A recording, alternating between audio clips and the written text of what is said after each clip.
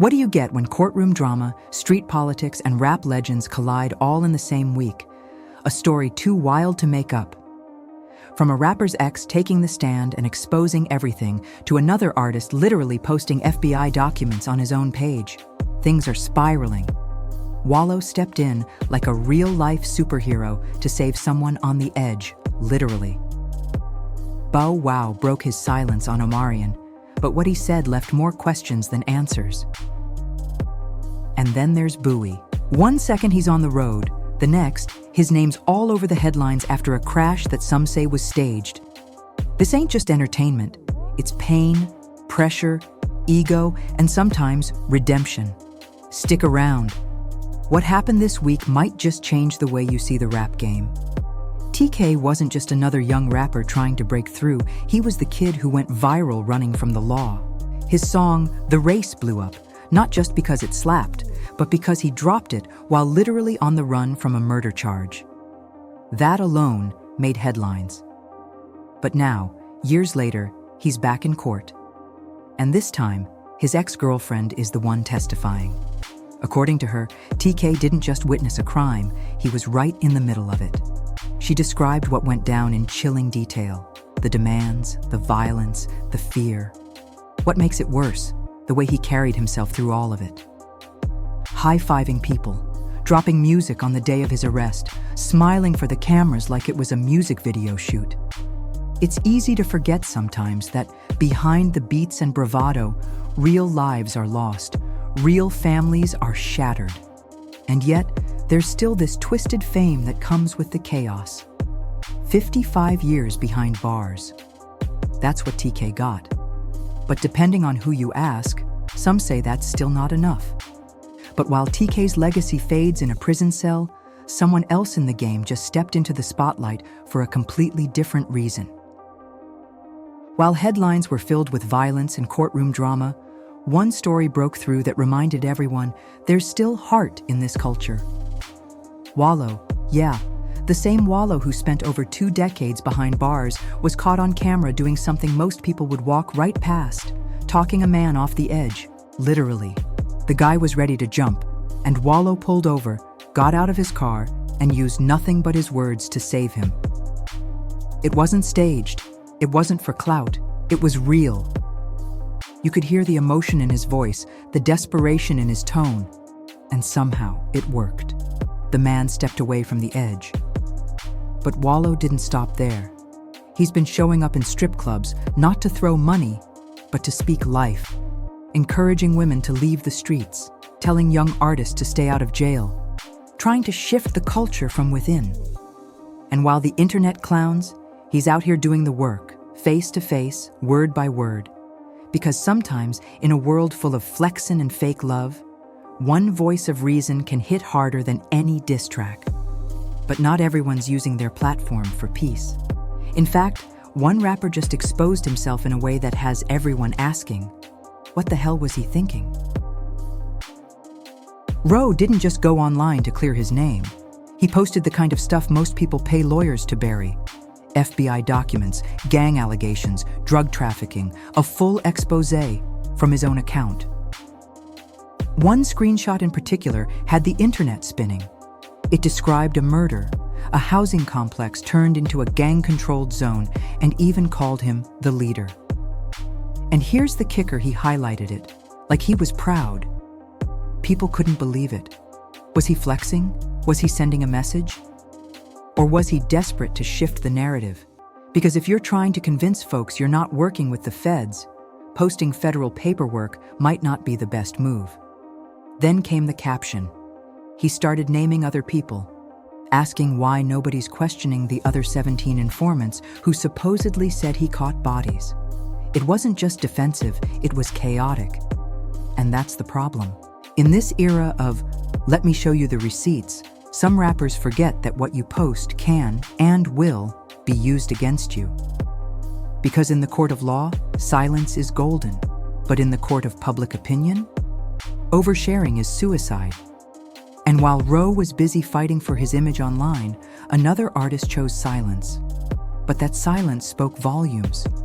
No yelling, no diss tracks, no Instagram rants, just silence. And sometimes, that's louder than anything. Bow Wow finally spoke on his situation with Omarion, and what he said hit different. No, it's not beef. Not the kind where people throw hands or shoot subs online. This one's personal and quiet. When asked directly if there was still tension, Bow Wow didn't dodge it. He owned it, said they don't talk, said he tried, said he reached out but got nothing back. So now, they just pass each other in arenas without a word. No shade, no drama, just cold. It's the kind of thing that hits home for a lot of fans. Two artists who basically grew up together, shared stages, shared fans, and now they can't even share space. But here's the real takeaway. Bow Wow said it best sometimes. The best revenge is time. Because while most rap drama ends in noise, this one ended in distance. And that silence? It hurts more than a diss ever could. But not every chapter in this culture ends with quiet tension. Some end too fast, too tragically, and with no warning at all. Just last week, he was hopping a fence. A rumor here, a headline there. And now, his funeral's already happened, just like that. Young Scooter's passing didn't get the fanfare some expected. No massive tributes, no nationwide coverage. Just a quick goodbye that felt like it came before people even had time to process the loss. In the span of days, the story shifted from what happened to rest in peace. And for those close to him, that speed was brutal. One moment you're hearing he might pull through, and the next, you're watching his casket go into the ground. Atlanta showed up. His people showed love. But still, it felt unfinished. It's moments like this that hit different in the rap world. When an artist is taken so suddenly, it leaves fans, friends, and family scrambling for closure that never comes. And while social media moves on, those closest don't. They're left with questions, pain, and that hollow feeling that another voice has gone silent way too soon. But just when you think the week couldn't get any heavier, breaking news hits, and it's another rapper in the headlines.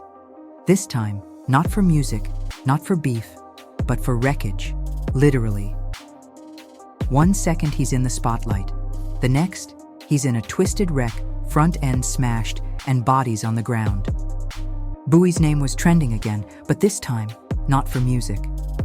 Initial reports said he ran a red light. The footage? Brutal. A green car completely crushed, people lying on the pavement. But the internet being the internet, folks weren't buying it. Some said it looked too perfect, too cinematic. A camera just happened to be rolling.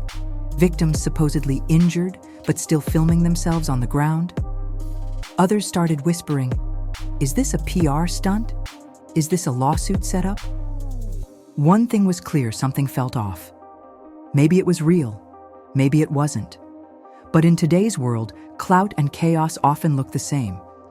And when you live online, the line between reality and performance gets thinner by the day. Either way, it wasn't a good look, especially if someone was hurt.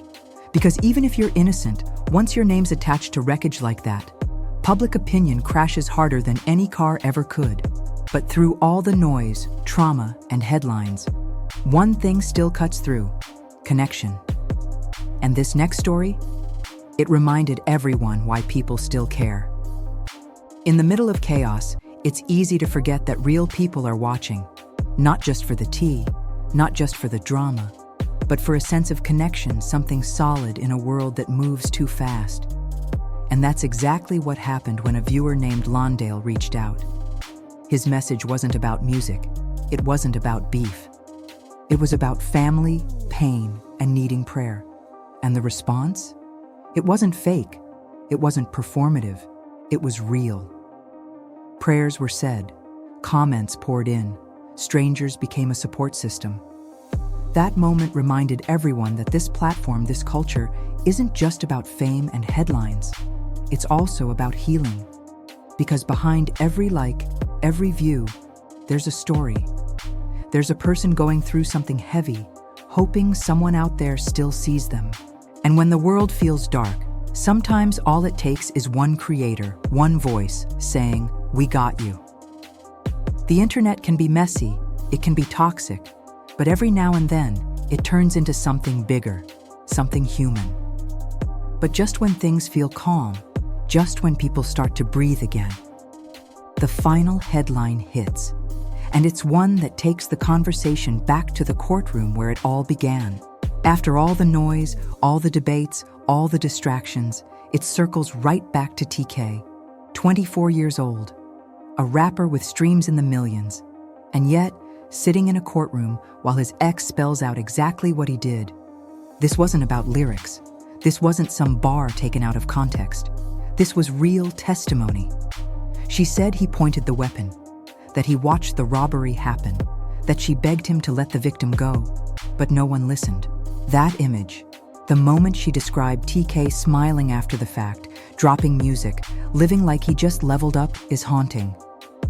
This was someone who had the world watching, and still chose violence over vision. 55 years. That's the sentence. But the legacy? That's something else entirely. Because TK became a symbol not just of wasted talent, but of how fame can blind people to the consequences of their choices. No matter how many plays you get, no matter how many fans scream your name, none of that matters if you can't outrun your own truth. This week proved it again. The rap world is complicated. It's passion and pain, loyalty and betrayal, life and loss. One day you're celebrated, the next you're trending for the worst reason possible. It's messy, it's emotional, and sometimes it's hard to watch, but it's real. And that's why people stay locked in. Because every story, no matter how wild, says something deeper about where we are and who we've become. And whether it's Wallow saving a life or Roe trying to save his image, it's all part of the same chaotic, powerful, unforgettable rhythm.